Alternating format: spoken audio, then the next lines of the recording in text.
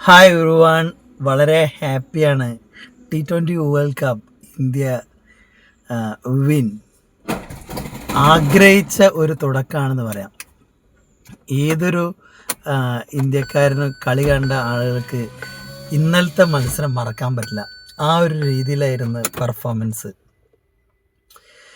Toss കിട്ടിയിട്ട് batting തിരഞ്ഞെടുക്കാത്തതാണ് ന്യൂസിലാൻഡിൻ്റെ പരാജയം എൻ്റെ ഒരു ഇതിൽ. കാരണം അവിടുത്തെ ആ ഒരു ഗ്രൗണ്ടിലെ ഹിസ്റ്ററി ആദ്യം ബാറ്റ് ചെയ്തവരാണ് വിജയിച്ചിട്ടുള്ളത് കൂടുതലും. എന്നിട്ടും ഇന്ത്യന് ബാറ്റിംഗ് കൊടുത്ത് ആ ബാറ്റിംഗ് കിട്ടിയെടുത്തുനിന്നാണ് ഇന്ത്യയുടെ വിജയം. സഞ്ജു സാംസന്റെ തുടർച്ചയായ മൂന്നാമത്തെ 50, 46 ബോളിൽ 89 റണ്ണാണ് എടുത്തിരിക്കുന്ന ആള്. 5 4ഉം 8 6ഉം 8 6ഉം ഒരു ഗംഭീര സിക്സുകളാണ്. തലങ്ങും വിലങ്ങും അടി.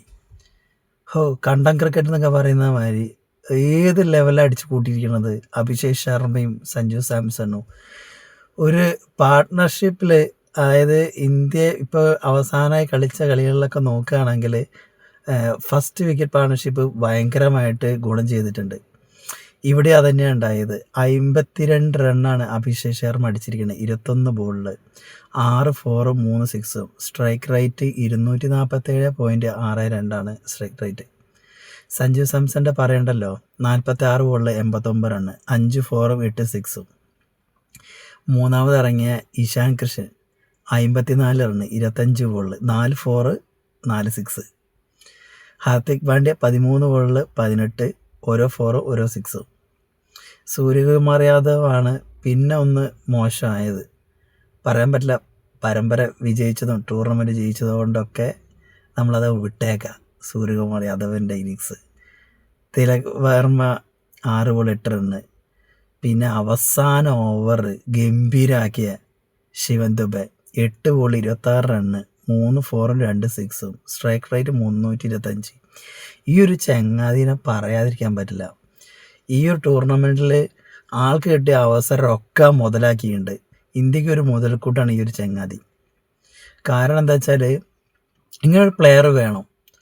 ആദ്യം ഒരു സൗത്ത് ആഫ്രിക്കയിലൊക്കെ ഒരു ലാൻസ് ക്ലൂസ്നർ ഇങ്ങനെയുള്ള പ്ലെയറൊക്കെ ഉണ്ടായിരുന്നു, അവസാന സമയത്ത് അടിച്ച് കൂട്ടുന്ന. ഇവിടെ ഈ ഒരു ചങ്ങാതിയുടെ പ്രകടനം പറയാൻ പറ്റില്ല. അത്രയ്ക്കും പെർഫോമൻസ് ഗംഭീരാക്കി. ഒരു ഘട്ടത്തിൽ സഞ്ജു ഔട്ടാകുന്ന സമയത്ത്, ഔട്ടായിട്ടില്ലെങ്കിൽ ഇന്ത്യയുടെ സ്കോർ ഓൾമോസ്റ്റ് ഒരു 270-300 അടുത്തേക്ക് എത്താനുള്ള ചാൻസ് ഉണ്ടായിരുന്നു. സഞ്ജു ഔട്ടായത് 15ാമത്തെ ഓവറിലാണ്. ആ ഒരു ഓവറിൽ 3 വിക്കറ്റുകളാണ് പോയത്, വിലപ്പെട്ട 3 വിക്കറ്റുകൾ.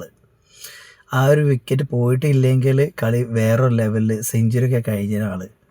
പിന്നെ അവസാന ഓവറിലാണ് കുറച്ച് റണ്ണ് വന്നത്, അത് ശിവൻ ദുബെ അടിച്ച run. First wicket partnership 98 run, രണ്ടാമത്തെ വിക്കറ്റിൽ പാർട്ണർഷിപ്പ് 105 റണ്ണ്.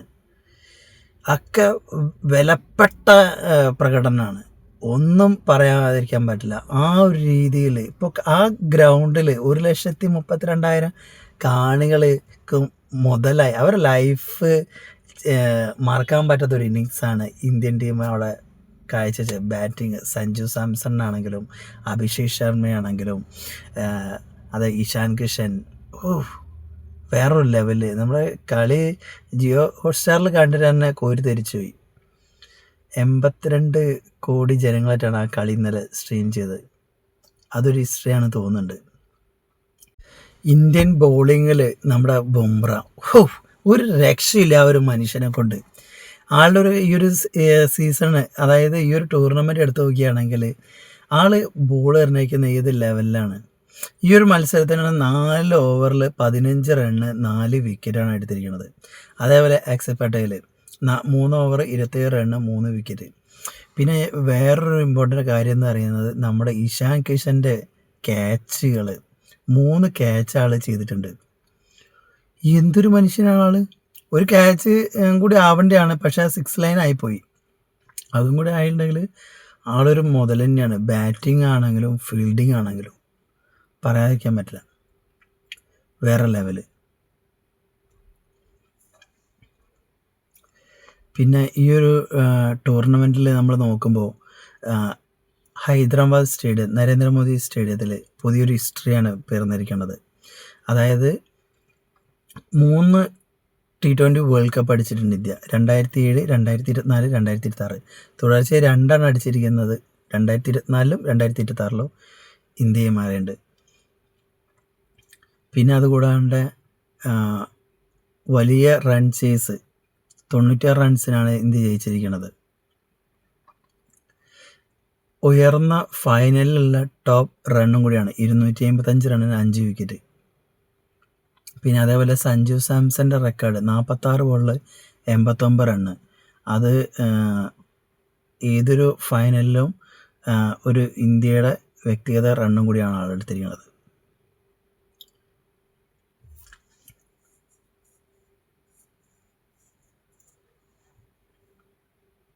ടൂർണമെൻറ്റിൽ 100-ലധികം സിക്സുകൾ ഇന്ത്യ അടിച്ചിട്ടുണ്ട്. അതൊരു റെക്കോർഡാണ്. അങ്ങനെ ഒരുപടി റെക്കോർഡുകൾ വന്നിട്ടുള്ള ടൂർണമെൻറ്റാണ് ഇപ്പം കഴിഞ്ഞിട്ടുള്ളത്.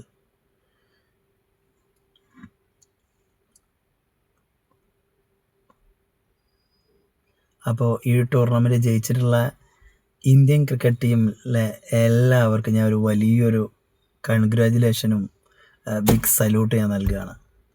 കുറച്ച് കാര്യങ്ങളോട് പറയാണ്ട് അടുത്തൊരു വീഡിയോയിലാവാം.